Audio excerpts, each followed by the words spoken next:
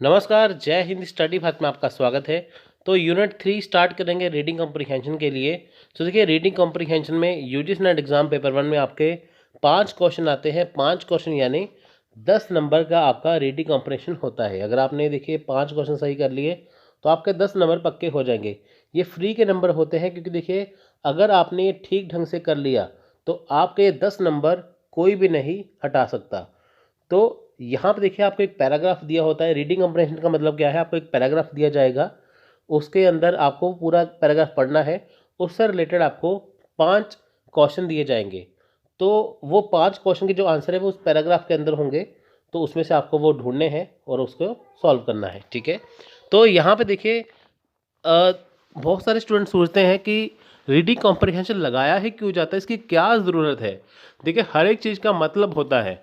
ऐसे ही reading comprehension का मतलब है, जैसे देखिए टीचिंग का मतलब होता है ना, टीचिंग एप्टीट्यूड का, कि अगर आप किसी कॉलेज में पढ़ाते हैं, एग्ज़ाम क्वालिफाई करने के बाद तो आपको टीचिंग का पता होना चाहिए, रिसर्च का पता होना चाहिए। ऐसे सभी का अपना अपना फ़ायदे हैं, सभी के अपने अपने मायने हैं।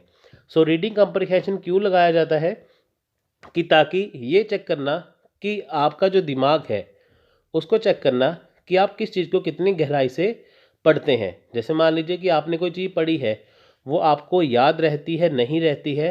अगर याद रहती है तो आप उसको कितना गहराई से पढ़ते हैं, कितना पहली बार में समझते हैं। इससे आपकी जो रीडिंग स्किल है वो टेस्ट की जाती है। सो देखिए यहाँ पे जो रीडिंग कॉम्प्रिहेंशन की बात करते हैं, तो रीडिंग कॉम्प्रिहेंशन में देखिए पैसेज इंक्लूड होता है जिसमें कुछ क्वेश्चन होते हैं। तो वो पैराग्राफ होता कैसे, देखिए वहाँ पे पैराग्राफ होता है सब्जेक्ट ऑफ पैसेज, यानी कि जो आपका पैराग्राफ दिया जाएगा रीडिंग कॉम्प्रिहेंशन का, उसमें पैसेज का सब्जेक्ट होता है, किसी सब्जेक्ट के ऊपर बेस्ड होता है। जैसे मान लीजिए कि डीमोनेटाइजेशन के ऊपर होगा, कोई साइंस के ऊपर हो गया, कोई आजकल का कोई ऐसा मुद्दा हो गया है ना, सब्जेक्ट होता है उसके अंदर। सो मेन आइडिया है पैसेज का, सब्जेक्ट भी होता है, मेन आइडिया होता है। मेन आइडिया होता है कि वो बात अपनी कहना क्या चाहता है।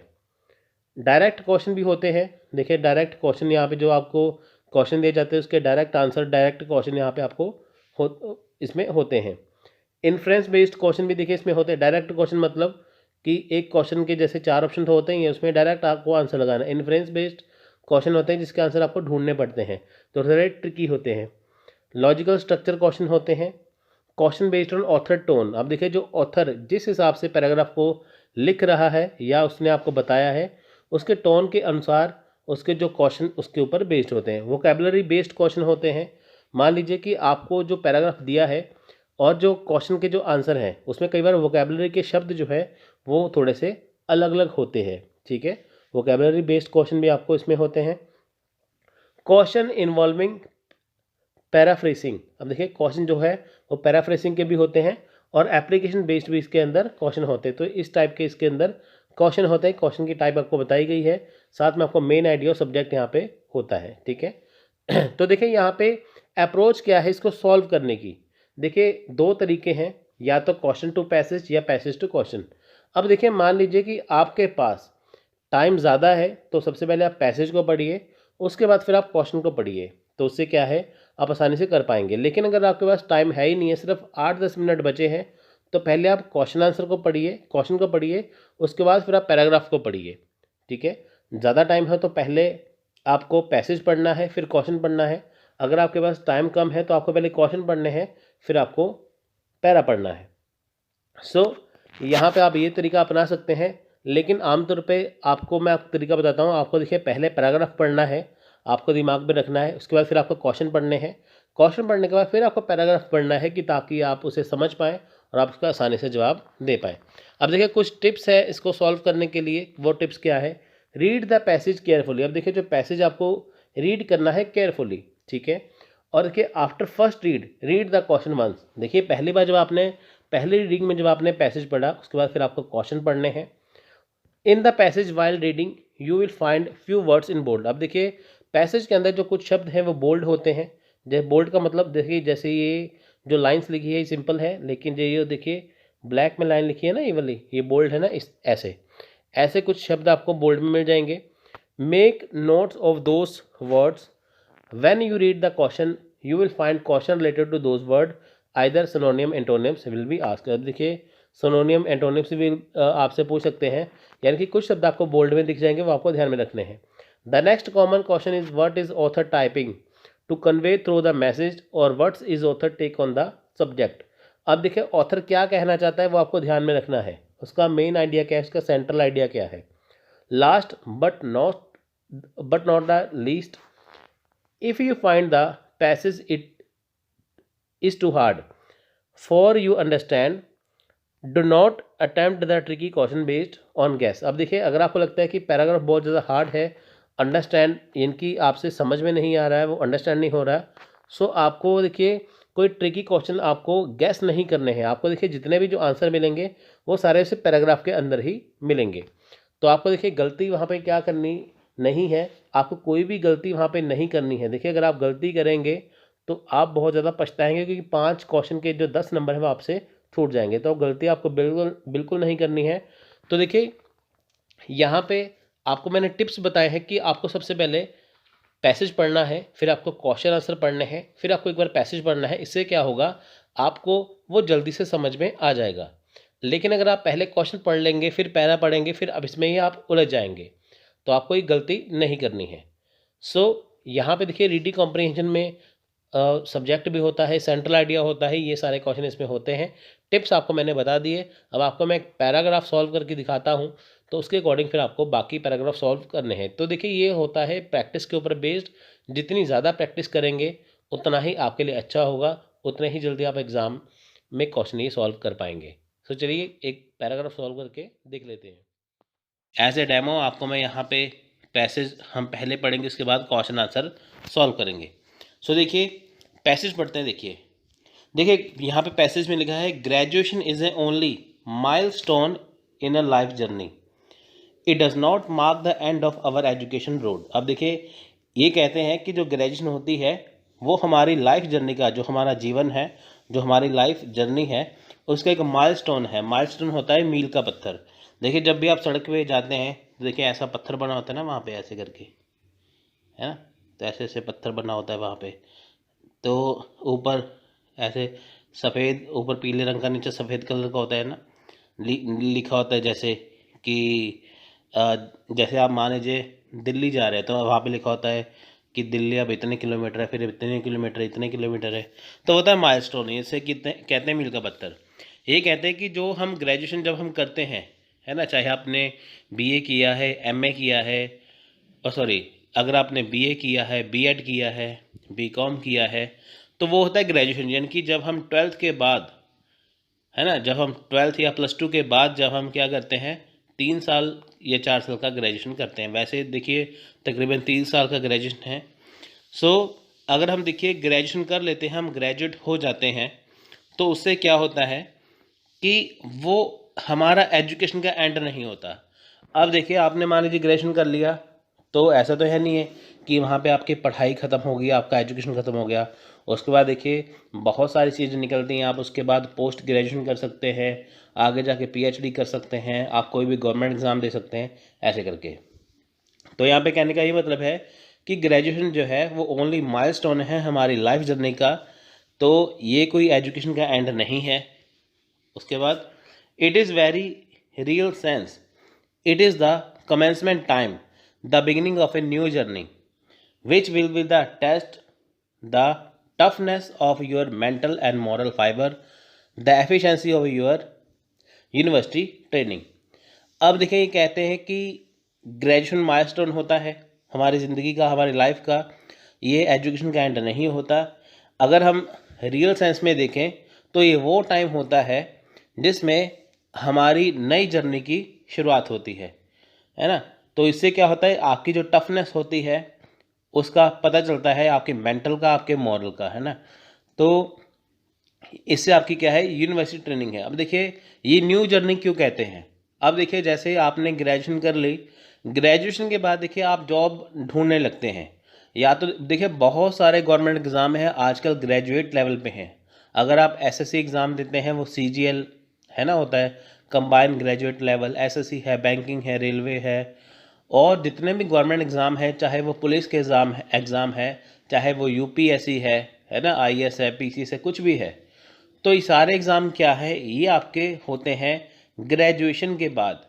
यानी कि देखिए आपने ग्रेजुएशन कर लिया, यहाँ पे एजुकेशन का एंड नहीं हुआ, आपको क्या करना है, उसके बाद आपकी एक नई जर्नी स्टार्ट होती है लाइफ की, जहाँ पे आप डिफरेंट डिफरेंट टाइप के एग्ज़ाम देते हैं, उसकी तैयारी करते हैं और जो आप बनना चाहते हैं आप वो बनते हैं। सो यहाँ से क्या है, आपकी एक नई ज़िंदगी की शुरुआत होती है। तो इसमें एफिशिएंसी किसकी है, यूनिवर्सिटी ट्रेनिंग की। तो सिंपल सी बात है कि एजुकेशन यहाँ पे ग्रेजुएशन के बाद ख़त्म नहीं होती, यहाँ से आपकी एक नई लाइफ की शुरुआत होती है। तो यहाँ पे आपका मेंटल जो है टफनेस कितनी है ये वहाँ पे देखी जाती है। होता है ना, जैसे आपने एग्ज़ाम दिया नहीं हुआ, फिर दूसरी बार दिया, तो देखते हैं कि आप मेंटली तौर पे कितना स्ट्रांग हो। हालांकि देखिए जो यूजीसी नेट का एग्ज़ाम होता है वो देखिए किसके लिए होता है, वो होता है पोस्ट ग्रेजुएशन के बाद, लेकिन ये पैराग्राफ है ग्रेजुएशन का। The new experience, new problem and new situation will demand from you the exercise the qualities for the fostering of which the university function. अब देखिए आपको इसमें नए एक्सपीरियंस मिलते हैं, ग्रेजुएशन के बाद नए एक्सपीरियंस मिलते हैं, नई नई प्रॉब्लम आती है, नई नई सिचुएशन आती हैं आपके सामने, है ना। सो जिससे आपकी क्वालिटी निकल के आती है ना, आप कितना बेहतर कर सकते हैं, कितनी क्वालिटी है वो आती है। ये किसके द्वारा है, यूनिवर्सिटी फंक्शन। अब देखिए मान लीजिए कि आपको ग्रेजुएशन के बाद कहीं पे एडमिशन लेना है ना, तो पोस्ट ग्रेजुएशन करना है, तो यूनिवर्सिटी देखिए जो फंक्शन है यूनिवर्सिटी के अकॉर्डिंग क्या क्या होता है वो आपको यहाँ पे दिखाया जाता है। तो इससे आपको क्या नया एक्सपीरियंस आता है। अभी तक आपने ग्रेजुएशन किया, लेकिन पोस्ट ग्रेजुएशन करेंगे आपको नया एक्सपीरियंस मिलेगा, है ना, वो चीज़।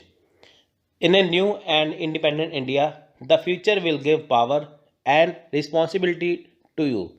अब देखिए जो न्यू एंड इंडिपेंडेंट इंडिया है वो आपको नई पावर, नई शक्तियाँ और रिस्पॉन्सिबिलिटी देता है। अब देखिए इसका क्या मतलब है, इसका ये मतलब होता है, आपको देखिए मैं पैराग्राफ पढ़ के तो बता रहा हूँ, साथ में आपको मैं समझा भी रहा हूँ, है ना, आपको ऐसे ही पढ़ के समझना है।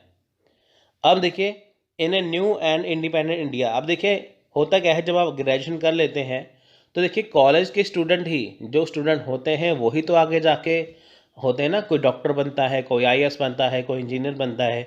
अब देखिए जो हमारा न्यू एंड इंडिपेंडेंट इंडिया है ना, वो आपको पावर्स देगा, रिस्पॉन्सिबिलिटी देगा। मान लीजिए आपने ग्रेजुएशन किया, उसके बाद आपने आईएएस एग्ज़ाम क्लियर किया, आपने आगे जाके आपने डॉक्टर बन गए, आप इंजीनियर बन गए, है ना, आपने एसएससी किया, आपने कुछ भी किया, तो आपको गवर्नमेंट जॉब मिलती है। गवर्नमेंट आपको अपनी रिस्पॉन्सिबिलिटी देते हैं कि ताकि आप उसे आगे लेके जा सकें। The historic role of the large educated classes in the building up of free India cannot be overestimated, है ना। तो देखिए जो हिस्टोरिक रोल है, देखिए यहाँ पे क्या है, जो एजुकेटेड क्लासेस है, इनकी जो एजुकेटेड पर्सन है ना, देखिए एक तो होते हैं एजुकेटेड पर्सन, एक होते हैं नॉन एजुकेटेड या अनएजुकेटेड। अब देखिए जो एजुकेटेड है ना, एजुकेटेड जो क्लास है, उन्हें देखिए कभी ओवर एस्टिमेट नहीं करना चाहिए, है ना, उन्हें कभी ओवर एस्टिमेट नहीं करना चाहिए, क्योंकि देखिए जो एजुकेटेड पर्सन है वो बदलाव लाते हैं यहाँ पे, है ना, वही देखिए चेंज करते हैं ना। If a leader is one who knows where he is going, who has a firm grasp of insights and institutions which have made our civilization so enduring, and who can harness them for every aspect of life, it is only the university that can train man for leadership. अब देखिए जो leader है, अगर वो कहीं पे जाते हैं, देखिए उन्हें पता होता है कि क्या कहना है, कैसा भाषण देना है, क्या करना है आगे जाके, हमारी सभ्यता क्या है, हमारा ये क्या है ना। तो देखिए जब भी लीडर कहीं पे जाते हैं, आप देखिए जब भी नेता कहीं पे भी जाते हैं, किसी भी जगह पे जाते हैं किसी स्टेट की, है ना, तो वहाँ पे जाके वो भाषण देते हैं, उन्हें पता होता है कि वो पहले तैयारी करके जाते हैं कि ये चीज़ है क्या, ये राज्य है क्या, ये स्टेट है क्या, ये जगह कौन सी है, इसमें सिविलाइजेशन क्या है ना। तो उन्हें कैसे कैसे करना है, उन्हें ज़िंदगी के वो नए नए तरीके बताते हैं। तो देखिए ये जो चीज़ है ना, it is the only university that can train man for leadership. अब देखिए जो यूनिवर्सिटी है वो मैन को क्या करेगी, वो मैन को लीडरशिप के लिए तैयार करेगी। अब देखिए जो आज के ग्रेजुएट हैं वो कल के लीडर होंगे, ज़रूरी नहीं है। देखिए जो आपको अगर लीडर बनना है, नेता बनने, तो आपको पढ़ा लिखा होना ज़रूरी है, लेकिन होता क्या, अगर पढ़ा लिखा नेता होगा तो वो देश को आगे लेके जाएगा। The universities are more than institution for higher learning and professional training. अब देखिए जो यूनिवर्सिटीज़ हैं उनके पास देखिए जो हायर लर्निंग और प्रोफेशनल ट्रेनिंग होती है वहाँ पे वो करवाती है यूनिवर्सिटी, प्रोफेशनल ट्रेनिंग करवाती है, हायर लर्निंग होती है। They are called upon to educate younger generation from character and create new type of intellectual leadership. देखिए यूनिवर्सिटीज़ के द्वारा क्या होता है, आपको ट्रेनिंग दी जाती है, हायर लर्निंग दी जाती है ना। जो यंगर जनरेशन है, एजुकेटेड है, उन्हें देखिए जैसे वो हैं तो उनको न्यू टाइप से वो पढ़ाया जाता है, करवाया जाता है कि ताकि वो जान सके कि करना क्या है। तो यहाँ पे देखिए इसका मतलब क्या बनता है, सिंपल सी बात। यहाँ पे देखिए एक बात कॉमन यहाँ पे की गई है। देखिए ग्रेजुएशन तो इन्होंने कर दिया, कुछ बच्चे सोचेंगे, अभी आपको ये कि आगे जा क्वेश्चन आएगा कि बताइए इसका जो टाइटल क्या है, तो कुछ बच्चे कहेंगे ग्रेजुएशन टाइटल है। लेकिन देखिए यहाँ पे गौर करने वाली बात है, यहाँ पे देखिए बात की गई है यूनिवर्सिटी ट्रेनिंग की, यूनिवर्सिटी फंक्शन की, है ना। और यहाँ पे देखिए बात की गई है आगे यूनिवर्सिटीज़ की। तो देखिए यहाँ पे क्या है, घूम फिर के बातें आ रही हैं। यहाँ पे देखिए यूनिवर्सिटी एजुकेशन के बारे में बात की जाती है। अब देखिए जो ग्रेजुएशन है वो भी यूनिवर्सिटी के अंडर ही आती है ना। इसलिए इसका टाइटल जो है वो क्या बनेगा ये आपको तय करना है। जब भी आप देखिए कोई चीज़ पढ़ लेते हैं आपको ये तय करना है कि उसका टाइटल बनेगा क्या। देखिए अभी तक हमने ये जान लिया है कि इन्होंने कहा क्या है, तो हम इसके आगे हम क्वेश्चन सॉल्व करते हैं। आपको देखिए पहले पैरा पढ़ के मैंने बता दिया तो आपको ये समझ में आ गया होगा। अब हम आगे बात करते हैं, देखिए क्वेश्चन करते हैं। देखिए यहाँ में मैंने देखिए फिर से पैराग्राफ दिया है, साथ में क्वेश्चन दिया है, क्योंकि देखिए जब आपको एग्ज़ाम होगा तो आपको स्क्रॉलिंग करनी होगी साथ साथ, है ना। तो आपको ऐसा नहीं मिलेगा, आपकी जो सुविधा है आपके लिए, आपके मैंने किया है ये। देखिए the suitable title for the paragraph. अब देखिए सुटेबल टाइटल क्या है पैराग्राफ का, यानी कि जो हमने पैराग्राफ पढ़ा है इसका, यानी कि ये जो हमने पैराग्राफ पढ़ा था इसका टाइटल है क्या। देखिए become a graduate, graduation, university education या इंटेलेक्चुअल एजुकेशन। अब देखिए आपके हिसाब से इसका टाइटल क्या होना चाहिए कि ग्रेजुएशन है, becoming a graduate, graduation, university education या इंटेलेक्चुअल लीडरशिप। अब देखिए सभी की बात इसमें की गई है, लेकिन इसमें ज़्यादा बात किसकी गई है, बेस किसका है ज़्यादा, वो आपको तय करना है। तो इसका देखिए राइट आंसर है इसका option number C, university education. अब देखिए इसका आया क्यों answer. The suitable title for this passage is university education as it talks about graduation and other aspect like functions of university education. अब देखिए यूनिवर्सिटी एजुकेशन जो है वो टाइटल सबसे सुटेबल है, क्यों, क्योंकि देखिए यहाँ पे क्या है कि जो यूनिवर्सिटी एजुकेशन के अंडर, देखिए यूनिवर्सिटी एजुकेशन ने ग्रेजुएशन के बारे में बात की है ना, और अदर एस्पेक्ट जो हमारी लाइफ है, फंक्शन जो हमारी ज़िंदगी होती है उसके बारे में बात की गई है। यानी कि जो भी हम ज़िंदगी में सीखते हैं, चाहे ग्रेजुएशन हो चाहे ज़िंदगी में कुछ भी हो, वो हम किससे सीखते हैं, यूनिवर्सिटी एजुकेशन से सीखते हैं। तो इसका टाइटल है सी। जो बच्चे देखिए ग्रेजुएशन सोच रहे थे वो गलत था, लेकिन यूनिवर्सिटी एजुकेशन वो ठीक है। नेक्स्ट क्वेश्चन देखिए, ग्रेजुएशन क्या है, only a stage in life journey, a degree, the end of education या in reality only a beginning of maths journey. अब देखिए ये चारों ऑप्शन यहाँ पे आपको मैच करके देखने हैं कि इनमें से क्या है सही, ठीक है। तो अगर देखिए आपको चारों ऑप्शन देखने हैं, आपको देखिए समझ में आ चुका है ग्रेजुएशन है क्या। इसका देखिए राइट आंसर है ग्रेजुएशन इज ए, ठीक है, in a reality only a beginning of maths journey, option number D. अब देखिए यहाँ पे स्टार्टिंग में क्या है, यहाँ पे इन्होंने थोड़ा ट्रिक डाला हुआ है। यहाँ पे अगर आप पहला पॉइंट देखेंगे only a stage in life journey, है ना, तो देखिए यहाँ पे लिखा है graduation is only A milestone in life journey. अब बहुत सारे स्टूडेंट देखिए इसका पहला जो ऑप्शन है वो टिक कर देंगे, क्यों, यहाँ पे भी लाइफ जर्नी लिखा है, यहाँ पे भी लाइफ जर्नी लिखा है, तो बहुत सारे स्टूडेंट यहाँ पे अपना आंसर गलत कर देंगे। लेकिन देखिए यहाँ पे इन्होंने क्या लिखा था, यहाँ पे लिखा था ये माइलस्टोन है लाइफ जर्नी का, इसके बाद क्या है आपकी जो बिगिनिंग होती है न्यू जर्नी की, है ना, आपकी जो बिगिनिंग है न्यू जर्नी की। तो इसलिए क्या है देखिए it is a reality on A beginning of maths journey. तो इसका राइट आंसर है option number D, life journey नहीं है, ये क्या है न्यू जर्नी के लिए क्या है, ये बिगिनिंग है। सो देखिए यहाँ पे एक्सप्लेन भी किया गया है, it is clearly stated in the passage that graduation is the commencement time and the beginning of a new journey, है ना। यहाँ पे लिखा हुआ है ना, देखिए आप देखें यहाँ पे इन्हें से लेके यहाँ पे लिखा हुआ है ना ट्रेनिंग तक, आप देखिए इनको पढ़ के देखिए, आपको ये पता चल जाएगा। ऐसे ही क्वेश्चन ढूंढने हैं। देखिए आपको एक बार पैराग्राफ समझ में आ गया, क्वेश्चन आपके एकदम से लगेंगे, ऐसे लगेंगे क्वेश्चन आपके 5 के 5 क्वेश्चन सही हो जाएंगे, 10 नंबर आपके फ्री में हो जाएंगे। मैं तो आपको देखिए टाइम लेके यहाँ पे पढ़ा रहा हूँ ना, साथ में एग्जांपल भी देता हूँ, लेकिन आपको जल्दी जल्दी पैराग्राफ पढ़ना है। इतना जल्दी भी नहीं पढ़ना, आपको समझना है, लेकिन उस हिसाब से पढ़ना है आपको वो समझ में आ जाए। सो नेक्स्ट क्वेश्चन देखिए, toughness of your mental and moral fibre means.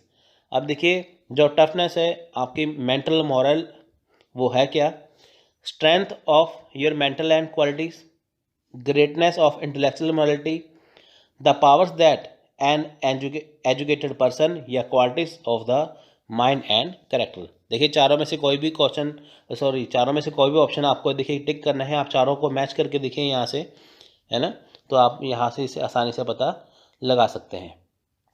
सो देखिए ये बहुत ज़्यादा इम्पॉर्टेंट है, मैं आपको फिर से बताता हूँ, क्योंकि देखिए क्यों ज़्यादा इम्पॉर्टेंट है, क्योंकि देखिए इससे आपको एक नई चीज़ सीखने को मिलेगी। जब तक देखिए आप प्रैक्टिस नहीं करेंगे तब तक आपको ये याद नहीं होगा, है ना, तो आपको ये करना ज़रूरी है।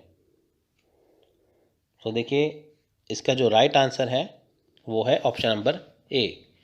Toughness of your mental and fiber means क्या मतलब क्या है, strength of your mental and moral qualities. देखिए एक्सप्लेनेशन भी साथ में दी गई है, as used in the passage toughness of your mental and moral fiber means strength of your mental and moral qualities. अब देखें यहाँ पे पैसेज में क्या दिया गया था, टफनेस, है ना। पैसेज में यहाँ पे देखिए क्या दिया गया था, टफनेस दिया गया था ना, toughness of your mental and moral fibre. अब देखिए टफनेस का मीनिंग क्या है, स्ट्रेंथ, तो इन्होंने यहाँ पे टफनेस नहीं डाला, यहाँ पे इन्होंने स्ट्रेंथ डाल दिया है, तो जिसके वजह से आप कंफ्यूज मत होइएगा, तो ये इसका सही है। तो इसका मीनिंग यही है कि स्ट्रेंथ होती है ये, ठीक है फ्रेंड्स। तो आपको देखिए ये बिल्कुल आराम से करना है, ध्यान से करना है, कि ताकि आपको ये समझ में आए, क्योंकि देखिए अगर आप इसे अच्छे से नहीं करेंगे तो आपको ये समझ में नहीं आएगा। सो ज़रूरी है कि आप इसे अच्छे से करिए, ध्यान से करिए। अगर आपको लगता है कि हाँ ये कहीं पे गलत हो रहा है, तो आप उसे फिर से वहाँ पे देखिए क्लिक कर सकते हैं, तो आपका ये आसानी से सही हो जाएगा। सो फ्रेंड्स देख लीजिए, आपने पैराग्राफ देखिए पढ़ा है तो आपको इसमें पता होगा, है ना, साथ में पैराग्राफ दिया हुआ है मैंने, तो आप इसमें देखिए आसानी से देख सकते हैं।